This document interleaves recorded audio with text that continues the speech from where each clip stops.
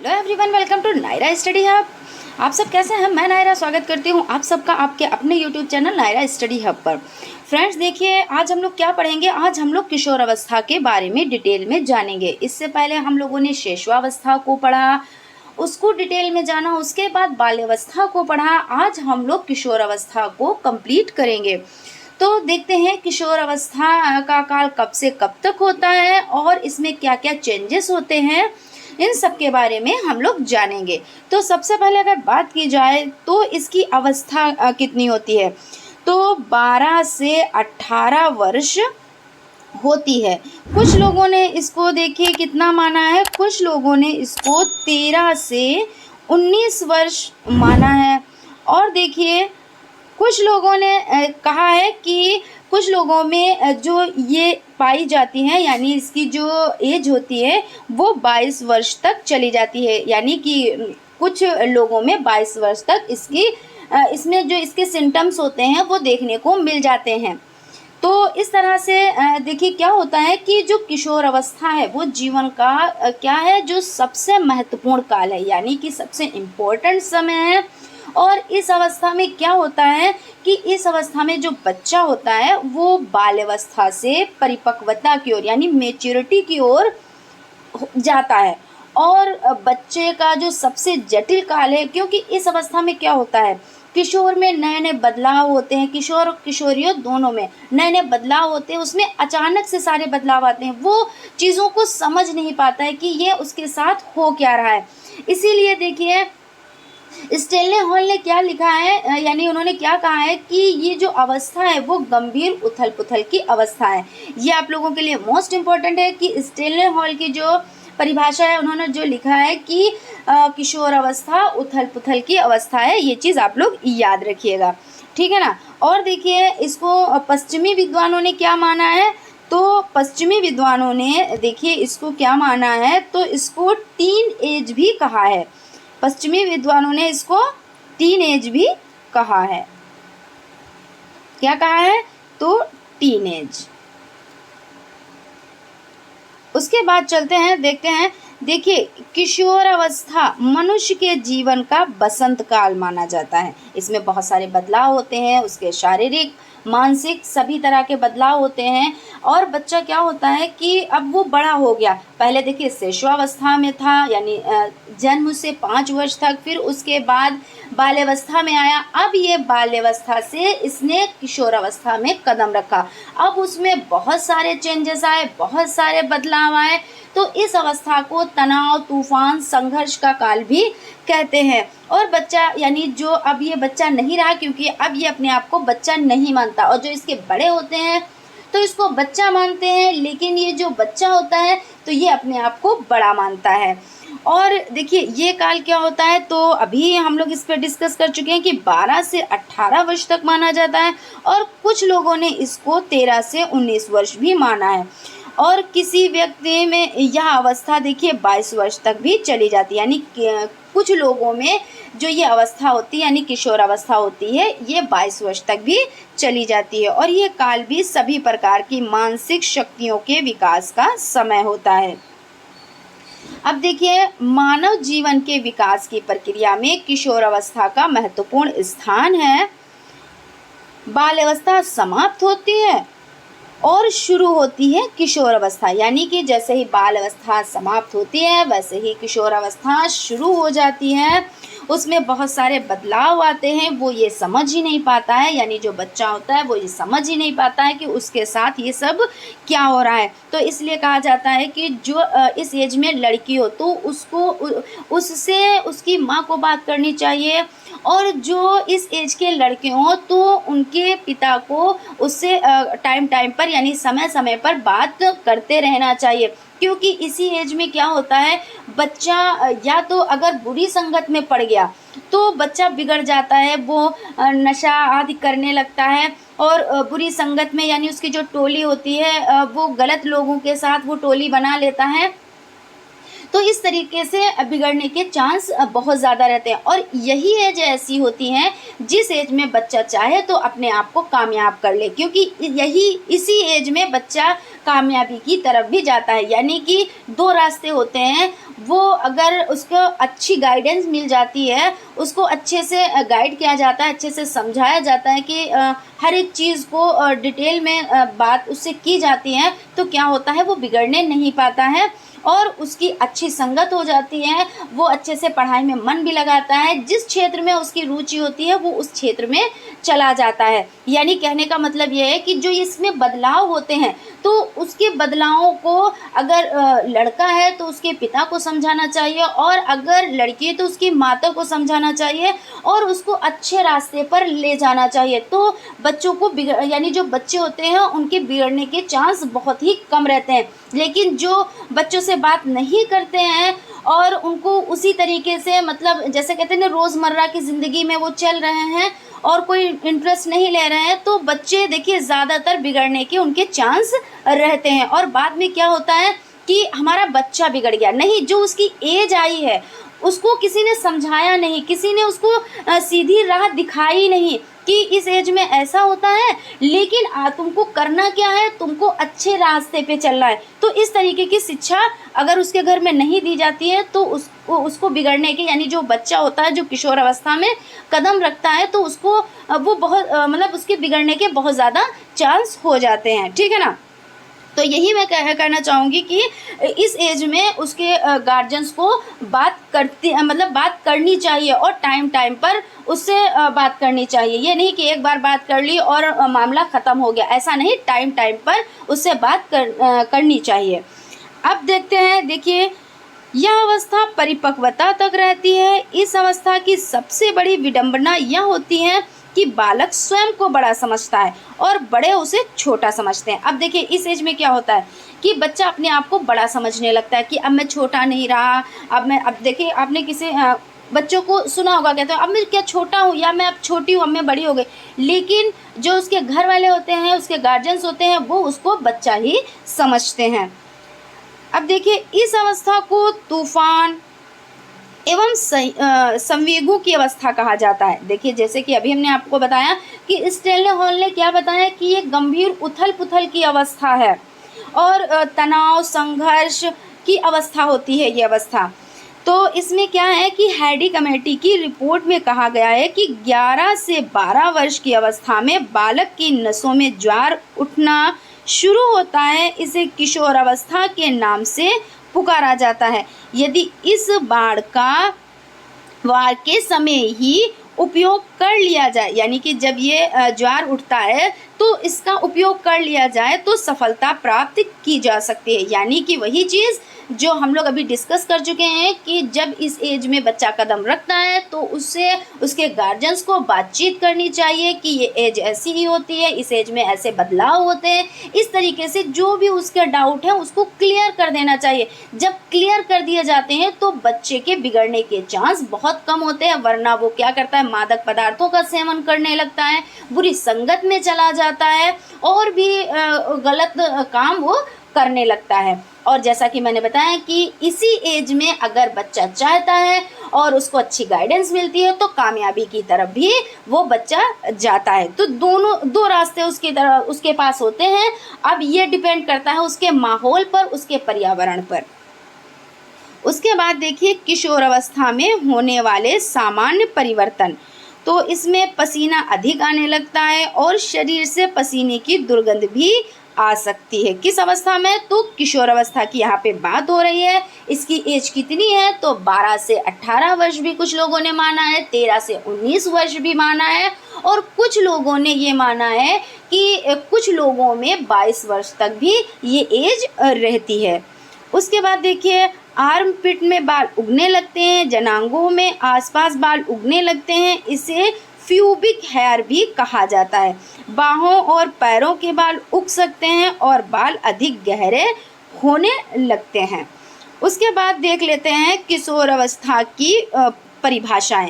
इसमें देखिए जो परिभाषाएं हैं वो आप लोगों के लिए बहुत ही इम्पोर्टेंट है, इसलिए आप लोग बहुत ध्यान से देखिएगा, नोट्स बनाते चलिएगा, प्लस आप इनको याद कर लीजिएगा। जैसा कि मैं पहले भी बता चुकी हूँ पिछली वीडियो में, जब हम लोगों ने शेषवावस्था पढ़ा, बाल्यावस्था पढ़ा, यानी जब परिभाषाएं आप लोग याद करें, यानी आप लोग जब उसको देखें तो उसके नोट्स बनाते आप लोग चलें।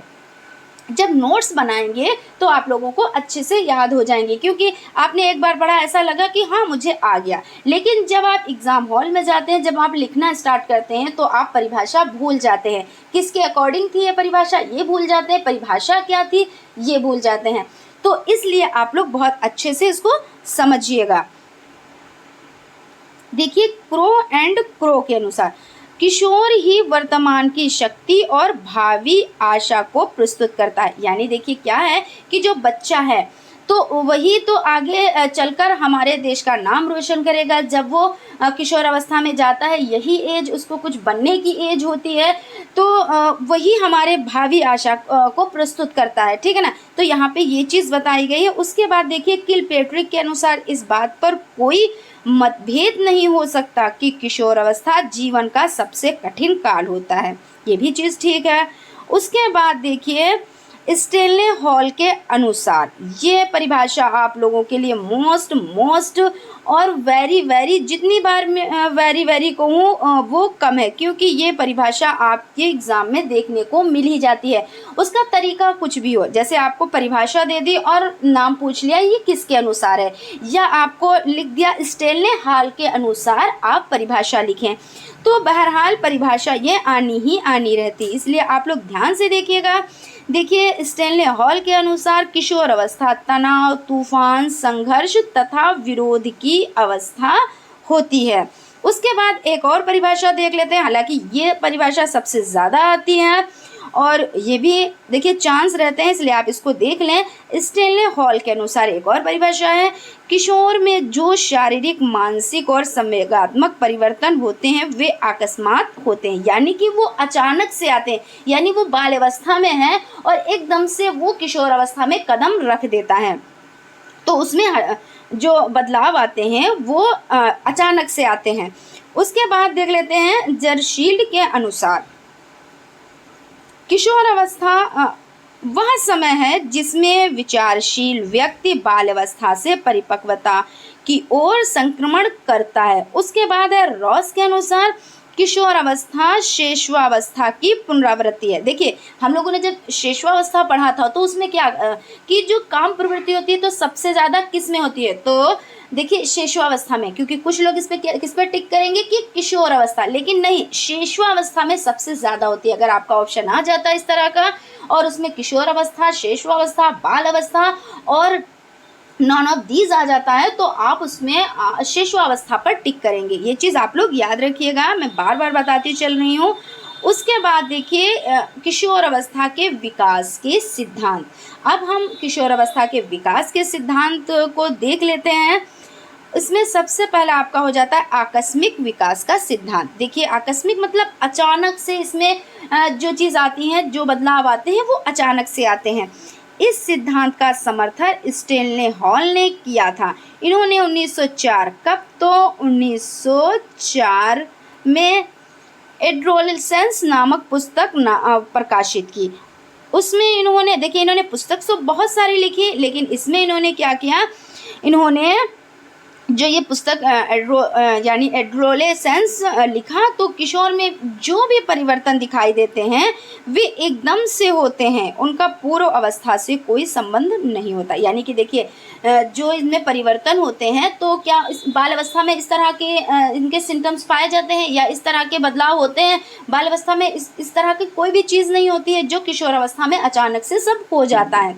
तो इन्होंने ये कहा है कि जो किशोर अवस्था में होता है तो उससे पहले की जो अवस्था होती है उससे कोई भी संबंध नहीं होता है। उसके बाद देखिए क्रमिक विकास का सिद्धांत, तो इसमें देख लेते हैं। इस सिद्धांत के समर्थक किंग, थॉर्नडाइक और हॉलिंगबर्ड हैं। इन विद्वानों का मत है कि किशोर अवस्था में शारीरिक, मानसिक और संवेगात्मक परिवर्तन निरंतर और क्रमशः होते हैं। इस संबंध में किंग ने लिखा है, जिस प्रकार एक ऋतु का आगमन दूसरी ऋतु के अंत में होता है, पर जिस प्रकार पहली ऋतु में ही दूसरी ऋतु के आगमन के चिन्ह दिखाई देने लगते हैं, उसी प्रकार बाल्यावस्था और किशोर अवस्था एक दूसरे से संबंधित होते हैं। यानी कि कहने का मतलब यह है कि जिस तरह से एक ऋतु आती है, जैसे मान लीजिए गर्मियाँ चल रही हैं और सर्दियाँ आने वाली हैं, तो क्या होता है, तो उसके सिम्टम्स मिलने लगते हैं कि कहने नहीं लगते हैं लोग, देखिए सर्दियाँ आने वाली हैं, अब देखिए सुबह थोड़ा ठंड पड़ने लगी है, शाम को थोड़ी ठंड पड़ने लगी है, मतलब उसके सिम्टम्स हमें मिल रहे हैं कि सर्दी आने वाली है। इसी तरह सर्दी जब जाने वाली होती है और गर्मी आने वाली होती है तब भी यही बातें होती हैं कि देखो अब क्या होता है कि सुबह ठंड रहती है, शाम को ठंड रहती है, लेकिन अब गर्मी पड़ने लगी है, यानी कि अब गर्मी का मौसम आने वाला है। तो यही चीज़ इन्होंने कहा कि जब एक ऋतु आती है और यानी एक ऋतु जाती है दूसरी ऋतु आने वाली होती है, तो जो उसके सिम्टम्स होते हैं यानी जो चिन्ह होते हैं, क्या होता है कि देखिए इसके चिन्ह दिखाई देने लगते हैं। इसी तरीके से किशोर अवस्था जब आती है तो बाल अवस्था में इसके चिन्ह दिखाई देने लगते हैं। यही चीज़ यहाँ पे बताई गई है। नेक्स्ट देखते हैं, देखिए किशोर अवस्था की विशेषताएं। तो इसमें आपका हो जाता है, विन टॉम हंट के शब्दों में किशोर अवस्था की विशेषताओं को सर्वोत्तम रूप से व्यक्त करने वाला एक शब्द है परिवर्तन। शारीरिक, सामाजिक और मनोवैज्ञानिक होता है। अब इन परिवर्तनों को हम विस्तार से देखेंगे। देखिए सबसे पहले समझ लीजिए कि इसमें जो किशोर अवस्था की जो विशेषताएं होती हैं, तो इसमें अचानक से सब चीज़ें आ जाती हैं, तो इनको हम लोग देखिए डिटेल में जानेंगे। तो सबसे पहले हम लोग शारीरिक विकास को देखेंगे। तो शारीरिक विकास में हम लोग समझ लेते हैं, किशोर अवस्था को शारीरिक विकास का सर्वश्रेष्ठ काल माना जाता है। इस काल में किशोर के शरीर में अनेक महत्वपूर्ण परिवर्तन होते हैं, जैसे भार और लंबाई में तीव्र वृद्धि, मांसपेशियां और शारीरिक ढांचे में दृढ़ता, किशोर में दाढ़ी और मूंछ की रोमावलियों एवं किशोरों में प्रथम मासिक स्राव के दर्शन। और देखिए कोलसनिक का कथन है कि किशोर और किशोरियों दोनों को अपने स्वास्थ्य की चिंता रहती है।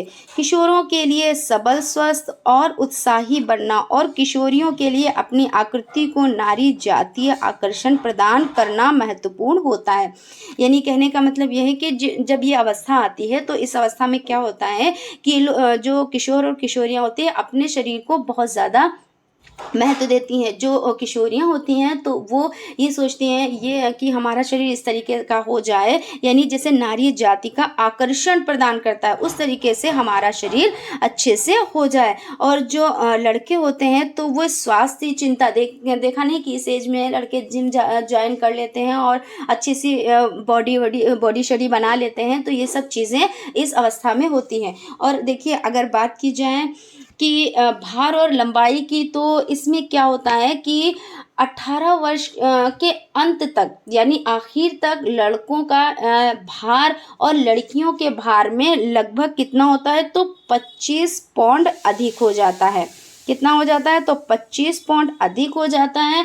और देखिए शरीर शास्त्रियों के अवलोकनों से ये चीज़ आई है कि लड़कियों की लंबाई 16 वर्ष तक परिपक्व हो जाती है। यानी कि देखिए जो विद्वानों ने इसको स्पष्ट किया है कि जो लड़कियों की लंबाई होती है तो वो 16 वर्ष तक परिपक्व हो जाती है, यानी जितनी उनकी लंबाई आनी होती है तो 16 वर्ष तक आ जाती है। जबकि लड़कों की लंबाई 18 वर्ष तक परिपक्व हो जाती है, यानी कि लड़कों को जितनी उनको लंबाई प्राप्त करनी होती है, जितनी लंबाई उनको मिलनी होती है, कहने का मतलब ये है, तो वो 18 वर्ष तक इनको मिल जाती है। और अगर देखिए बात की जाए कि किशोर अवस्था में जो पूरा शरीर है उसमें हड्डियों का जो ढांचा होता है वो पूरा हो जाता है और जो हड्डियों में मजबूती भी आ जाती है। और छोटी छोटी हड्डियां, जैसा कि देखिए जो आपका शिशुअवस्था है उसमें हड्डियों की संख्या कितनी है, तो 270 है। उसके बाद बाल अवस्था में 350 हो जाती है। लेकिन देखिए अब क्या होगा, जो छोटी छोटी हड्डियां होती हैं वो आपस में क्या होती है, एक दूसरे से जुड़ जाती हैं। और जब जुड़ जाती हैं तब हड्डियों की संख्या कितनी बचती है, तब हड्डियों की संख्या 206 रह जाती है। तो आप लोग इसमें कंफ्यूज मत होइएगा कि शिशुअवस्था, बाल अवस्था और किशोर अवस्था तीनों अवस्थाओं में हड्डियों की संख्या अलग अलग होती हैं और उसके बाद फिर से हड्डियां उतनी ही रह जाती हैं, यानी 206 हड्डियां रह जाती है। ये नहीं है कि इन हड्डियों को निकाला जाता है, वो निकल जाती है, ऐसा कुछ भी नहीं है। ये हड्डियां जो छोटी छोटी हड्डियां होती हैं, तो जैसे दो हड्डियों को मिला के एक हड्डी बन गई तो आपस में वो जुड़ जाती हैं। और जब जुड़ जाती हैं तो मान लीजिए दो हड्डी हैं तो उनको एक बन गई तो उसको एक ही तो आप गिनेंगे ना, काउंट करेंगे ना। तो इस तरह से हड्डियों की संख्या घट जाती है और वो फिर क्या होता है, 200 हड्डियां बचती हैं। और यहाँ पे बात कर लें, इस अवस्था में दांतों का स्थायीकरण हो जाता है और लड़के और लड़कियों में अक्ल के दांत निकलने आरंभ हो जाते हैं। और ये अक्ल के दांत निकलते कब है, तो इस अवस्था के अंतिम दिनों में निकलते हैं। जैसा कहते हैं ना कि इस अवस्था में अक्ल नहीं होती, लेकिन ऐसा कुछ भी नहीं है, अक्ल होती है। लेकिन बच्चों में ये जो तनाव, तूफान और संघर्ष का काल होता है, इनमें जो अचानक से बदलाव होते हैं वो उनको नहीं समझ पाते हैं। और वही चीज़ कि अगर इनको समझाया जाए, बताया जाए, तो वो लोग उन चीज़ों को समझ पाएंगे। और जो ये दाढ़ होती है तो वो लास्ट में जब इस स्टेज का लास्ट होता है तब ये दाढ़ यानी अक्ल दाढ़ निकलती है। उसके बाद अगर हम थोड़ी सी बात कर लें और सिर और मस्तिष्क की, तो इसमें समझ लेते हैं। देखिए, किशोर अवस्था में सिर और मस्तिष्क का विकास निरंतर होता रहता है और सिर का पूरा विकास कब होता है, तो मध्य किशोर अवस्था में हो जाता है। यानी कि जो सिर का पूरा विकास होता है तो वो मध्य किशोर अवस्था में हो जाता है, बीच ही में, मतलब बीच के एज में, जैसे कि 12 से स्टार्ट हुआ 18 तक, या कुछ लोगों ने 13 से 19 वर्ष तक माना है, तो इसके बीच ही में विकास हो जाता है। और देखिए क्या है कि विद्वानों ने इसकी जो एज है यानी आयु है तो उसको लगभग कितना माना है, तो 15 से 17 वर्ष के बीच में माना है। और इस समय क्या होता है, यानी इस टाइम पर जो मस्तिष्क होता है इसका भार कितना होता है, तो 1200 से लेकर 1400 ग्राम के बीच में होता है। कितना होता है, तो 1200 से लेकर 1400 ग्राम के बीच में होता है। अब उसके बाद देखिए और भागों की अगर हम बात कर लेते हैं तो इसमें इस अवस्था में जो मांसपेशियां यानी जो मांसपेशियां होती हैं उसमें सुडौलता आ जाती है और दृढ़ता भी यानी प्रारंभ हो जाती है, यानी शुरू हो जाती है। और 12 वर्ष की आयु में जो 12 वर्ष की एज होती है तो इसमें क्या होता है, इसमें मांसपेशियों का भार जो है शरीर के कुल भाग का यानी देखिए कितना, तो 33% और 16 वर्ष की आयु में 44% होता है। ठीक है ना, कितना होता है, तो 33%, यानी कि देखिए 12 वर्ष की आयु में 33% और 16 वर्ष की आयु में 44% हो जाती है। और जो ये अवस्था होती है, इस अवस्था में क्या होता है, जो दिल की धड़कन होती है उसमें पूर्ण कमी आनी शुरू हो जाती है। और 1 मिनट में कितना, तो 1 मिनट में 72 बार होती है, आप लोग याद रखिएगा। और लड़कों में पुरुषत्व और लड़कियों में स्त्रीत्व की पूर्ण विशेषताएं प्रकट होने लगती हैं। यानी कि जो लड़के होते हैं वो पूरी तरीके से पुरुष और जो लड़कियां होती हैं वो पूरी तरीके से स्त्रियां के जो उसमें विशेषताएं होती हैं वो चीज़ें झलकने लगती हैं। ठीक है ना। अब देख लेते हैं नेक्स्ट है, देखिए समूह को महत्व। तो इस अवस्था में किशोर जिस समूह का सदस्य होता है उसे वह अपने परिवार और विद्यालय से अधिक महत्वपूर्ण समझते हैं। समूह उनकी भाषा, नैतिक मूल्यों, वस्त्रों, पहनने की आदतों और भोजन की विधियों को प्रभावित करता है। यानी समूह को महत्व, ये जो एज होती है इसमें ये टोली में रहना पसंद करते हैं और जो अपने फ्रेंड्स होते हैं तो उनसे अपने मन की बात कहने में भी इनको बहुत ही संतोष मिलता है, यानी मन इनका हल्का हो जाता है। और उसके बाद देख लेते हैं नेक्स्ट जो पॉइंट है, स्थिति व महत्व की अभिलाषा। तो इसमें आपका हो जाता है किशोर में महत्वपूर्ण व्यक्ति बनने और प्रणों के समान निश्चित स्थिति प्राप्त करने की अत्यधिक अभिलाषा होती है। उसके बाद देख लेते हैं व्यवसाय और चुनाव, यानी व्यवसाय का चुनाव। तो इस अवस्था में बालक अपने भावी व्यवसाय को चुनने के लिए चिंतित रहता है। जब छात्र हाई स्कूल, इंटरमीडिएट में जाता है तब वह कौन सा व्यवसाय चुने, यह प्रश्न उसे चिंतित करता है। यानी कि देखिए वही चीज़ आ गई कि बच्चा चाहे, अगर उसको अच्छी गाइडेंस मिलती है तो बच्चा अपने भविष्य के बारे में सोचता है और इसी एज में सोचता है, यानी किशोर अवस्था में सोचता है। और अगर उसको अच्छी गाइडेंस नहीं मिली, अच्छा वातावरण, अच्छा परिवेश नहीं मिला और उसको किसी ने समझाया नहीं कि इस एज में यही सब होता है, इस एज को मतलब थोड़ा सा समझना पड़ता है, तो बच्चा क्या होता है फिर वो बुरी आदतों में पड़ जाता है और अपने भविष्य के बारे में नहीं सोचता है। तो इस एज में ज़्यादातर यही देखा गया है कि बच्चे अपने जो भविष्य होता है यानी जब व्यवसाय का चुनाव करेगा और किस क्षेत्र में जाना है, तो वो भविष्य ही का तो चुनाव हुआ। आप जैसे पढ़ रहे हो तो क्या है, भविष्य में टीचर बनने के लिए पढ़ रहे हो ना, तो यही चीज़ हो गई कि भविष्य में कुछ बनना है, आगे बढ़ना है, तो इन सब की चिंता किशोर अवस्था में होने लगती है, हो जाती है, यानी कहने का मतलब ये है। फिर है स्वतंत्रता व विद्रोह की भावना। अब देखिए किशोर अवस्था में बालक शारीरिक व मानसिक स्वतंत्रता चाहता है, यानी क्या है वो पूर्ण मतलब उसको आज़ादी पसंद हो जाती है। इस एज में उसको आज़ादी पसंद होती है, कोई रोके टोके मतलब उसको नहीं ये चीज़ पसंद आती है, उसको चिढ़न होती है। वह बड़ों के आदेशों, विभिन्न परंपराओं, रीति रिवाजों और अंधविश्वासों के बंधनों में ना बंधकर स्वतंत्र जीवन व्यतीत करना चाहता है। यानी जैसे भाई जो घर के बड़े होते हैं वो बच्चों से बताते हैं कि वहाँ पे नहीं जाना है, ये वर्क नहीं करना है, मतलब ये कार्य नहीं करना है। तो इस तरीके की यानी जो रूढ़िबद्धता होती है या क्या होता है कि जैसे इस एज में बच्चे क्या कहते हैं कि जो लड़के कर सकते हैं वो लड़कियां भी कर सकती हैं, तो ये हो गई रीति रिवाज। जैसे जो रीति रिवाज चल रहे हैं उसका, तो वो सब इन चीज़ों को नहीं मानते हैं। वो इनको क्या है, इन बंधनों से मुक्त होकर वो अपने जीवन को स्वतंत्र जीना पसंद करते हैं। उसके बाद देखिए समाज सेवा की भावना। तो किशोर में समाज सेवा की भावना अति तीव्र होती है। वह आदर्श समाज का निर्माण करने में सहायता देने के लिए उत्साहित रहता है। यानी देखिए इस एज में क्या होता है कि समाज सेवा की भावना आ जाती है और वो हर वक्त तत्पर रहता है। समाज के निर्माणकारी कार्य में भाग लेने के लिए वो हर वक्त तैयार रहता है। और देखिए ईश्वर व धर्म में विश्वास। किशोर अवस्था के आरंभ में बालकों को धर्म और ईश्वर में आस्था नहीं होती है।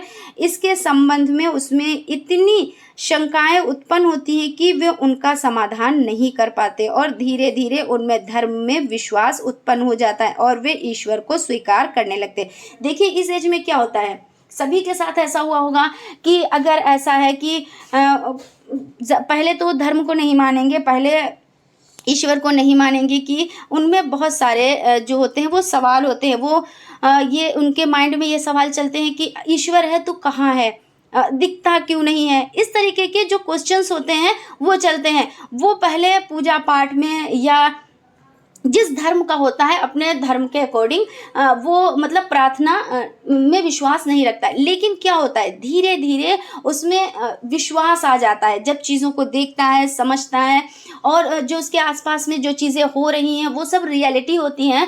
क्योंकि जो हम लोग भी इसी एज से, आप लोग भी, हम सब लोग इस एज से गुजर चुके हैं। तो इस एज में देखिए ये चीज़ हुई थी कि मानते थे कि जब मर के जाते हैं तो लोग कहाँ जाते हैं, यानी जब मृत्यु हो जाती है तो कहाँ जाते हैं, ये सब चीज़ें माइंड में घूमा करती थी।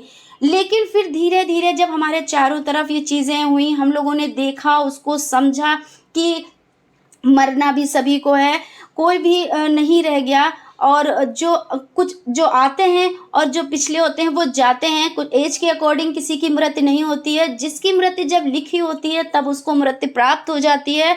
और देखिए यही सब चीज़ें जब हम लोगों ने देखी, समझी, तो हम लोग क्या करने लगे, ईश्वर में विश्वास करने लगे कि यही सत्य है। क्योंकि देखिए जन्म होता है तो किस तरीके से जन्म होता है, फिर मृत्यु हो जाती है, मृत्यु होके मनुष्य कहाँ पहुँच जाता है। तो इस तरीके से जो रियलिटी है उन सब चीज़ों से जब हम लोगों का साबका हुआ, यानी जब देखा, यानी इस एज में सभी ने देखा, सभी के साथ ऐसा हुआ, तो वो चीज़ें क्या हो गई कि वो चीज़ें सब समझ में आने लगी और क्या हुआ, ईश्वर और धर्म में विश्वास होने लगा। उसके बाद देख लेते हैं वीर पूजा की प्रवृत्ति। तो किशोर आदर्श पुरुष का चयन कर उनका अनुकरण करने लगते हैं। इन्हीं की तरह कपड़े पहनने, बोलने और चलने का भी प्रयास करते हैं।